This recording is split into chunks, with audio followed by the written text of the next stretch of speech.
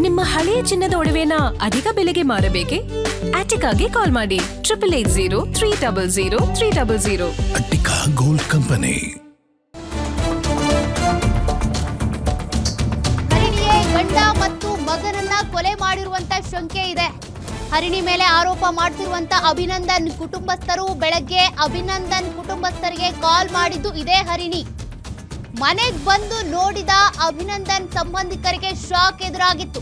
ಮಗ ಯದುವೀರ್ ಮೇಲೆ ಬಿದ್ದಿದ್ದ ಸ್ಥಿತಿಯಲ್ಲಿ ಅಭಿನಂದನ್ ಶವ ಪತ್ತೆಯಾಗಿತ್ತು. ಏನಾಯ್ತು ಅಂತ ಕೇಳಿದ್ರೆ ಗೊತ್ತಿಲ್ಲ ಅಂತಿದ್ದಾಳೆ ಹರಿಣಿ. ನಾನ್ ಬೇರೆ ರೂಮ್ನಲ್ಲಿದ್ದೆ ಅಂತ ಹಾರಿಕೆ ಉತ್ತರ ಕೊಡ್ತಿದ್ದಾಳೆ. ಮೃತ ಅಭಿನಂದನ್ ಕಿವಿಯಲ್ಲಿ ರಕ್ತ ಸೋರ್ತಾ ಇತ್ತು. ಆಕೆಯೇ ಗಂಡ ಮತ್ತು ಮಗನನ್ನ ಕೊಂದಿದ್ದಾಳೆ ಅಂತ ಸಂಬಂಧಿಕರ ಆರೋಪ. ಹಿಂದೊಮ್ಮೆ ಗಂಡ ಮತ್ತು ಮಗನನ್ನ ಬಿಟ್ಟು ಹೋಗಿದ್ಲಂತೆ ಈಕೆ.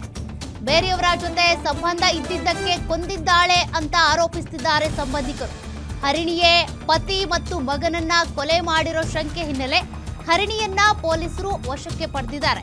ಚಿಕ್ಕಬಾಣವರ ಪೊಲೀಸರು ಆಕೆಯನ್ನ ವಶಕ್ಕೆ ಪಡೆದು ತನಿಖೆಯನ್ನ ನಡೆಸ್ತಾ ಇದ್ದಾರೆ. ನಿಜಕ್ಕೂ ಆಕೆನೇ ಕೊಲೆ ಮಾಡಿದ್ದ ಹಾಗಾದ್ರೆ?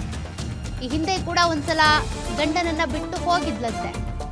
ಬೇರೆಯವ್ರ ಜೊತೆಗೆ ಸಂಬಂಧ ಇದೆ ಅನ್ನುವಂತ ಆರೋಪ ಕೂಡ ಇದೆ. 2 ವರ್ಷದಲ್ಲಿ ಹೊಟ್ಟೋಗಿದ್ಲು. ನಾನು ಬೇಡ ಕಣಪ್ಪ ಕರ್ಕೊಂಬರೋದು. ಆ ಮಗುನು ನಮ್ಮ ನಾದಿನಿ ಮನೆ ಬಿಟ್ಟು ಹೋಗಿದ್ಲಾಗ್ಲೇ. ಅಲ್ಲಿ 1 ವರ್ಷ ಆದ್ರೂ ಕರ್ಕೊಂಡು ಬರಲಿಲ್ಲ ನಾವು. ಆಮೇಲೆ ಬೇಡ ಕಣ ಬಿಟ್ಬಿಡೋಣ ಅಂತ ನಾನು ಅಂದೆ. ಬೇಡ ಅವಳು ಅಲ್ಲೇ ಇರಲಿ, ಮಗನೂ ಬೇಕಾದ್ರೆ ಅಲ್ಲೇ ಲಾಯರ್ ಹೇಳ್ದಂಗೆ ಆ ಸ್ಟೇಷನ್ ಹೇಳ್ದಂಗೆ ಮಗನೂ ಬಿಟ್ಬಿಡಿ ಅಂದರು. ನಾವು 1 ವರ್ಷ ಅವನ್ನ ಕಳಿಸ್ಲಿಲ್ಲ ಅಲ್ಲಿಗೆ. ಆದ್ರೂ ಅವನು ಹೋಯ್ತು ಬರ್ತಾನೆ ಇದ್ದ. ಅವಳ ಅತ್ತೆ ಅಯ್ಯೋ ಹಂಗೆ ಬಿಟ್ಬಿಡಕ್ಕಲ್ಲ ಬಾಪ ಸರಿಯ್ತದ, ಅವಳಿಗೆ ಗೊತ್ತಾಗಲ್ಲ ಬಾಪ ಅಂತ ಏನು ಮಾಡ್ಕೊಂಡು ಕರ್ಕೊಂಡು ಚೆನ್ನಾಗಿದ್ಲು. ಬಂದ್ಲು. ನಾನು ನೆನ್ನೆನೂ ಅಂದ ಸರ್ ಅವನು, ಅಮ್ಮ ನನಗೆ ಪ್ರಮೋಷನ್ ಆಗೈತೆ, ನಾನು ವೈಟ್ ಫೀಲ್ಡ್ಗೆ ಹೋಗ್ತೀನಿ, ಮನೆ ಖಾಲಿ ಮಾಡ್ತೀನಿ ಕಣಮ್ಮ ಅಂದ. ಹ್ಞೂ ಆಯಿತು ಕಣಪ್ಪ ಹೋಗು ಬಿಡೋ ನೀನು, ಇಲ್ಲಿರೋದು ಬೇಡ, ಆಯಿತು ಅಲ್ಲೇ ಹೋಗೋ, ಹೊರಗೆ ಬರೋಕ್ಕೆ ಆಗಲ್ಲ, 8 ಗಂಟೆಗೆ ಆಫೀಸ್ಗೆ ಹೋಗ್ಬೇಕು. ಆಮೇಲೆ ಅವ್ನು ಸರ್ ಯಾವಾಗಲೂ ಎನಿ ಟೈಮ್ ಜಗಳ ಆಡೋಳು ಸರ್. ಅವಳು ಏನು ವಿಷಯಕ್ಕೆ ಅಂತಲೇ ಅವ್ನು ಹೇಳ್ತಿರ್ಲಿಲ್ಲ. ಸರಿ ಮಾಡ್ಕೊತೀನಮ್ಮ, ಮಧ್ಯೆ ಬರಬೇಡ ಕಣಮ್ಮ, ಮಧ್ಯೆ ಬರಬೇಡ ಕಣಮ್ಮ ನಾನು. ಅವಳ ಅಮ್ಮಂಗೆ ಹೇಳಿದ್ರೆ ನೀವು ಮಧ್ಯೆ ಹೋಗ್ಬೇಡಿ, ಅವ್ರು ಸರಿ ಹೋಯ್ತಾರೆ ಅನ್ನೋಳು ಸರ್. ಅವ್ನು ಜಾಸ್ತಿ ಹೇಳ್ಕೊತಾನೆ ಇರಲಿಲ್ಲ ಸರ್ ನನ್ನ ಹತ್ರ ಅಳ್ತಾರೆ ಅಂತ. ಅಮ್ಮ ಅವನ್ನ ಊರಿಗೆ ಕರ್ಕೊಂಡೋಗು. ಹೌದು ಸರ್, MNC ಕಂಪ್ನಿಲಿ ಸರ್ ಮ್ಯಾನೇಜರ್ ಆಗಿ ವರ್ಕ್ ಮಾಡ್ತಿದ್ದೆ ಸರ್. 80,000 ಸಂಬಳ ಕಣಮ್ಮ ನನಗೆ. 30,000 ಕೊಡ್ತೀನಿ ಅಮ್ಮ ನಿನ್ನ ಕೈಗೆ. ಮನೆ ಸಾಲ ತೀರಿಸ್ಬಿಡಮ್ಮ, ನಾನು ನೆಮ್ಮದಿಯಾಗಿರ್ತೀನಿ ಅಮ್ಮ. ನಾನು ಕೇಳ್ದಂಗೆಲ್ಲ ಕೊಡಿಸ್ದೆ ಸರ್. ಅವಳಿಗೂ ಹೇಳ್ದಂಗೆಲ್ಲ ತಂದ್ಕೊಟ್ಟೆ ಸರ್. ಅವಳು ಅಲ್ಲ ಸರ್, ಸ್ವಂತ ಮನೆ ಸರ್ ಇದು. ಹ್ಞೂ ಸ್ವಂತ ಮನೆ ಸರ್. ಅಮ್ಮಂಡೆಗೆ ಹೋಗತ್ತೆ ಇರಲಿಲ್ಲ, ಓಡಾಗಿದ್ದಾಗಲೇ ಬಿಟ್ಬಿಡ, ಬೇಡ ಕಣೋ ನೀ ಕಾಲು ಬಿದ್ದೆ ಬೇಡ ಅಂದ್ರು.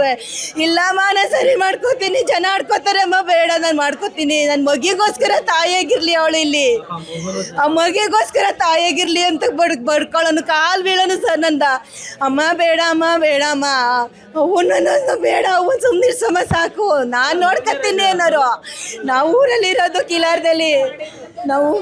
ನಾವು ಊರನ್ನ ಮದುವೆ ಮಾಡೇ ನೋಡಿದ್ದೆ ಸರ್ ಅವ್ರನ್ನ. ಅವಳು ಅಲ್ಲಿ 2 ವರ್ಷದಲ್ಲಿ ಹೊಟ್ಟೋಗಿದ್ಲು. ನಾನು ಬೇಡ ಕಣಪ್ಪ ಕರ್ಕೊಂಬರೋದು. ಆ ಮಗುನು ನಮ್ಮ ನಾದಿನಿ ಮನೆ ಬಿಟ್ಟು ಹೋಗಿದ್ಲಾಗ್ಲೇ. ಅಲ್ಲಿ 1 ವರ್ಷ ಆದ್ರೂ ಕರ್ಕೊಂಡು ಬರಲಿಲ್ಲ ನಾವು.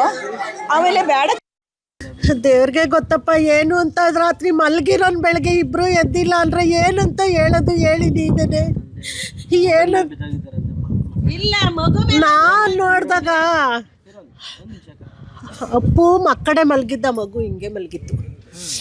ನಾನು ಮಕ್ಕಡೆ ಮಲಗಿದ್ದವನ್ನ ಹಿಂಗೆ ಎತ್ತಿದಾಗಲೇ ಕಿವಿ ಹತ್ರ ಫುಲ್ಲು ರಕ್ತ ಸೋರ್ತಾ ಇತ್ತು. ಏನಾಯ್ತೆ ಕುಸುಮ, ಏನೇ ಮಾಡಿದೆ ಅಂತ ಕೇಳಿದೆ ನಾನು. ಅವಳು ಅರಿಣಿ ಅಂತೆ, ಇಲ್ಲೆಲ್ಲ ಕರೆಯೋದವ್ರು ಕುಸುಮ ಅಂತಾನೆ. ಏನೋ TCL ಅರಿಣಿ ಅಂತೆ, ಇವ್ರು ನಮಗೆಲ್ಲ ಗೊತ್ತಿರೋದು ಕುಸುಮನೆ. ಏನು ಮಾಡ್ದಮ್ಮ ಏನೇ ಆಯಿತು ಅಂದರೆ ನಂಗೆ ಗೊತ್ತಿಲ್ಲಮ್ಮ. ರಾತ್ರಿ 10:30 ಚೆನ್ನಾಗೇ ಮಲಿಕೊಂಡ್ರು, ನಾನು ಅಲ್ಲೋಗಿ ಮಲಿಕೊಂಡೆ ಅಂತಾಳೆ. ನೀನ್ಯಾಕೆ ಅಲ್ಲೋಗಿ ಮಲಿಕೊಂಡೆ, ನೀನು ಇವನ ಹತ್ರ ಮಲ್ಕೋತಿರ್ಲಿಲ್ವೇ ಅಂದರೆ ನಾನು ಮಲ್ಕೋತಿರ್ಲಿಲ್ಲ ಇವ್ರ ಹತ್ರ ಅಂತ ಹೇಳ್ತಾಳೆ ಅಂತ ಹೇಳಿದ್ಲು. ನನಗೆ ಹೆಂಗೆ ಹೇಳ್ತಾಳೆ ಅವಳು? ಏನಮ್ಮ ಯಾರು ಮಾಡಿರೋರು ಹೇಳ್ತಾರ ಅಣ್ಣ ನಾನು ಮಾಡಿದೆ ಅಂತ? ಏನು ಹೇಳಿಲ್ಲ ಅಣ್ಣ, ಏನು ಹೇಳಿಲ್ಲ ಅವಳು. ನನಗೆ ಕೈ ಕಾಲೇ ಬರ್ದೇ ಹೋಯ್ತು. ಇದ್ದನೊಬ್ಬನೇ ಮಗ, ಆ ಮಗನೂ ಇಲ್ಲ, ಅವನು ಇಲ್ಲ, ನಮ್ಮ ಅಣ್ಣನೂ ಇಲ್ಲ ಅಂತ ಮುದ್ದಾಗಿ ಸಾಕಿದ್ದು ಅಣ್ಣ, ಮುದ್ದಾಗಿ ಸಾಕಿದ್ದು. ಗೊತ್ತವ್ರೆ ನೋಡೋಣ, ಊರಿಂದ ಬಂಗಾರದಂಗೆ ಸಾಕಿದ್ದು ಅಣ್ಣ ನಾವು. ಕೊಡಲ್ಲ ಅಣ್ಣ, ಅವಳು ಕ್ರಿಮಿನಲ್ ಅಣ್ಣ. ಅವಳು ಯಾವ್ದೋ ಲಾಯರ್ ಹತ್ರ ಕೆಲಸ ಮಾಡ್ತೀನಿ ಅನ್ಕೊಂಡೇನೆ. 3 ತಿಂಗಳಲ್ಲೇ ಜಗಳ ಆಗಿತ್ತಣ್ಣ. ಅವಳಿಗೆ ಬರಕ್ಕೆ ಇಷ್ಟ ಇರ್ಲಿಲ್ಲ. ಅವ್ರ ಅಮ್ಮ ಅವನ್ನ ಬ್ಲಾಕ್ ಮೇಲ್ ಮಾಡಿ ಎದುರಿಸಿ ನಿನ್ನ ಕೋರ್ಟ್ ಹಾಕಿಸ್ತೀನಿ ಅಳಿಯನ್ನ ಎದುರಿಸಿ ಹೋಗಿದ್ಕೆ ಅವ್ರ ಅಮ್ಮ ತಮ್ಮ ಅವರೆಲ್ಲ ಹೊಡೆದು ಬಿಡ್ತೀವಿ ಅವನ್ನಂದ್ರು. ಏನು ಹೊಡಿತೀರಾ ಅಂತ ಅಂದಿದ್ಕೆ ಇಲ್ಲ ಇವಳು ಎಲ್ಲ ಹೋಗಿದ್ಲು. 3 ತಿಂಗಳು ಅವಳು ಬರಲೇ ಇಲ್ಲ ಮನೆಗೆ. ಇದು ಸೋಲ್ದೇವನಹಳ್ಳಿ ಸ್ಟೇಷನಲ್ಲಿ ಒಬ್ರು ಲೇಡಿಗೆ ಗೊತ್ತು, ಇನ್ಸ್ಪೆಕ್ಟ್ರಿಗೆ. ಅವ್ರನ್ನ ಕೇಳಿದ್ರೆ ಎಲ್ಲ ವಿಷಯ ಗೊತ್ತಾಗತ್ತೆ. ಹಾಂ ಹೌದು, ಅವರೇನೇ ಬರೆಸೋದು. ನಾವೆಲ್ಲ ಬರೋದಿಲ್ಲ, ಕಾಯ್ತಾ ಇರೋದು. ಕಾಯ್ದುಬಿಟ್ಟು ಹೋಗೋದು. ಇವತ್ತು ಬೇಡ ಬಿಡಿ, ಯಾರನ್ನೂ ಕರ್ಕೊಂಬರ್ಬೇಡ್ರಿ ಅಂತ ಹೇಳೋದು. ಅವಳು ನೆಟ್ಗೆ ಅವಳ ಹತ್ರ ಮಾತಾಡೋದು, ದುಡ್ಡು ಇಸ್ಕೊಳೋದು, ಕಳ್ಸೋದು. ಏನು ಜಗಳ ಇಲ್ಲ ಅವ್ರಿಗೆ. ಇವಳು ಯಾವಳ ಫ್ರೆಂಡ್ ಅಂತೆ. ಇವಳು ಯಾವನ ಜೊತೆ ಓಡೋದ್ಲು.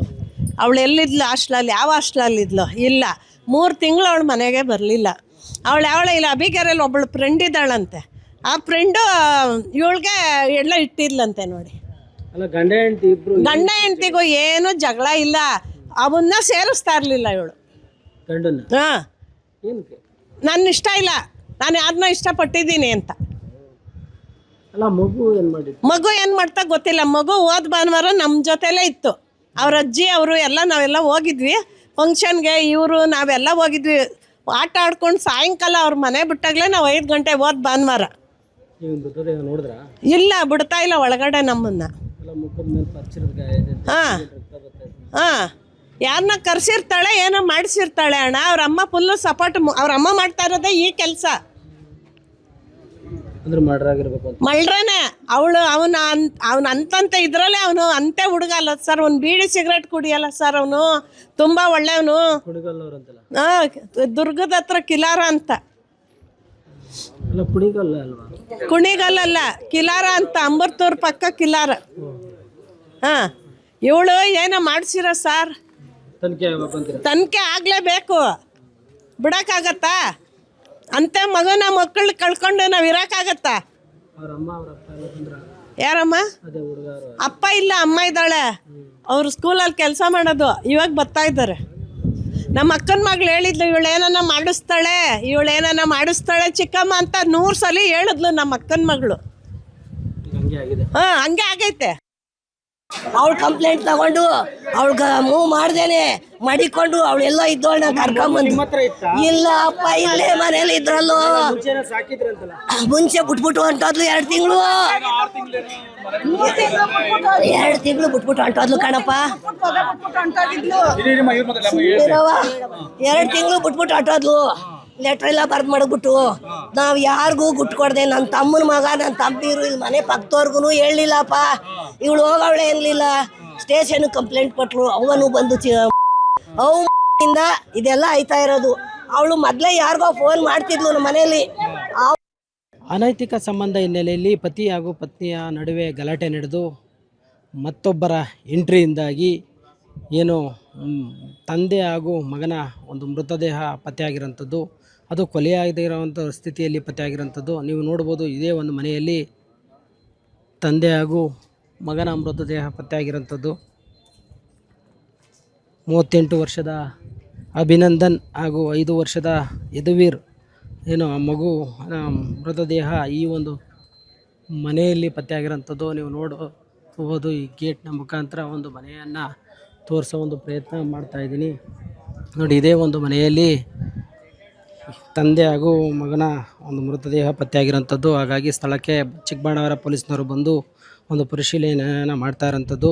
ಏನು ಮೃತ ಅಭಿನಂದನ್ ಇದ್ದಾರೆ, ಅವರ ಮುಖದಲ್ಲಿ ನೋಡಿ ಅವರ ಸಂಬಂಧಿಕರು ಕೂಡ ಸಾಕಷ್ಟು ಗೋಳಾಟ ನಡೆಸ್ತಾ ಇರೋಂಥದ್ದು. ಈಗಷ್ಟೇ ಏನು ಕುಣಿಗಲ್ಲಿಂದ ಕುಟುಂಬಸ್ಥರು ಬಂದು ಏನು ತನ್ನ ಮನೆ ಬಳಿ ಗೋಳಾಟ ನಡೆಸ್ತಾ ಇರೋಂಥದ್ದು. ಹಾಗಾಗಿ ಏನು ಮೃತ ಅಭಿನಂದನ್ ಮುಖದಲ್ಲಿ ಗಾಯದ ಗುರುತಿದೆ, ಕಿವಿಯಲ್ಲಿ ರಕ್ತ ಬರ್ತಾ ಇದೆ. ಹಾಗೆ ನೋಡಿ ಆ ಮನೆಯ ಬಳಿ ಆ ಒಂದು ಸಂಬಂಧಿಕರ ಗೋಳಾಟ ಮುಗಿಲು ಮುಟ್ಟಿದೆ ಅಂತಲೇ ಹೇಳ್ಬೋದು.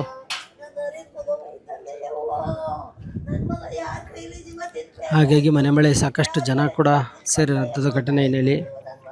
ಏನು ಮೃತದೇಹ ಅಭಿನಂದನ್ ಕಿವಿಯಲ್ಲಿ ಸಾಕಷ್ಟು ರಕ್ತ ಬರ್ತಾ ಇದೆ. ಹಾಗಾಗಿ ಇದು ಕೊಲೆ ಅಂತಲೇ ಹೇಳಲಾಗ್ತಾ ಇದೆ. ಏನು ಮಗ ಯದುವೀರ್ ಕೂಡ ಸಾವನ್ನಪ್ಪಿರೋಂಥದ್ದು. ಹಾಗಾಗಿ ಈ ಘಟನೆಗೆ ಏನು ಕೊಲೆ ಅಂತ ಶಂಕೆ ಮಾಡಿ ಪೊಲೀಸರು ಪ್ರಾರಂಭಿಕ ಹಂತದಲ್ಲಿ ಈಗ ಏನು ಪತ್ನಿ ಹರಿಣಿಯನ್ನು ವಶಕ್ಕೆ ಪಡೆದು ವಿಚಾರಣೆ ಮಾಡ್ಕೊಂಡಿರೋಂಥದ್ದು. ಇವರಿಗೆ ಸಾಕಷ್ಟು ಕುಟುಂಬದಲ್ಲಿ ಸಾಕಷ್ಟು ವೈಮನಸ್ಸು ಕೂಡ ಇತ್ತು. ಕಳೆದ 6 ತಿಂಗಳ ಹಿಂದೆ ಅಷ್ಟೇ ಮನೆ ಬಿಟ್ಟು ಹೋಗಿದ್ದರು. ಹಾಗಾಗಿ ಏನು ಕುಟುಂಬಸ್ಥರು ಮತ್ತು ಸಂಬಂಧಿಕರು ಸೇರಿ ರಾಜಿ ಪಂಚಾಯಿತಿ ಮೂಲಕ ಇದೇ ಒಂದು ಅವ್ರದ್ದು ಈ ಒಂದು ಸ್ವಂತ ಮನೆ, ಈ ಒಂದು ಸ್ವಂತ ಮನೆಯಲ್ಲಿ ಅವರನ್ನು ರಾಜಿ ಪಂಚಾಯಿತಿ ಮಾಡೋ ಮುಖಾಂತರ ಇಬ್ಬರನ್ನು ಒಂದು ಮಾಡಿದರು. ಆದರೆ ನಿನ್ನೆ ಏನು ಹಬ್ಬದ ನಿಮಿತ್ತ ದೊಡ್ಡಬಳ್ಳಾಪುರಕ್ಕೆ ಕೂಡ ಹೋಗಿದ್ರಂತೆ. ಅಲ್ಲಿಂದ ಬಂದು ಏನಾಯಿತೋ ಏನೋ ಪತಿ ಪತ್ನಿ ನಡುವೆ ಈ ಒಂದು ವೈಮನಸ್ಸು ಇದಾಗಿ ಈ ರೀತಿಯಲ್ಲಿ 2 ಮೃತದೇಹಗಳು ಪತ್ತೆಯಾಗಿರೋಂಥದ್ದು. ಎಲೆಕ್ಟ್ರಾನಿಕ್ ಸಿಟಿಯ MNC ಕಂಪ್ನಿಯಲ್ಲಿ ಕೆಲಸ ಮಾಡ್ತಾರಂಥ ಅಭಿನಂದನ್ ಹಾಗೂ ಅವರ ಮಗ ಇಬ್ಬರು ಕೂಡ ಅನುಮಾನಾಸ್ಪದವಾಗಿ ಏನು ಕೊಲೆಯಾದ ಸ್ಥಿತಿಯಲ್ಲಿ ಪತ್ತೆಯಾಗಿರೋಂಥದ್ದು. ಹಾಗಾಗಿ ಸ್ಥಳಕ್ಕೆ ಚಿಕ್ಕಬಳ್ಳಾಪುರ ಪೊಲೀಸ್ನವರು ಬಂದು ಮತ್ತು ಸೀನ್ ಆಫ್ ಕ್ರೈಮ್ನವರು ಕೂಡ ಬಂದಿದ್ದಾರೆ.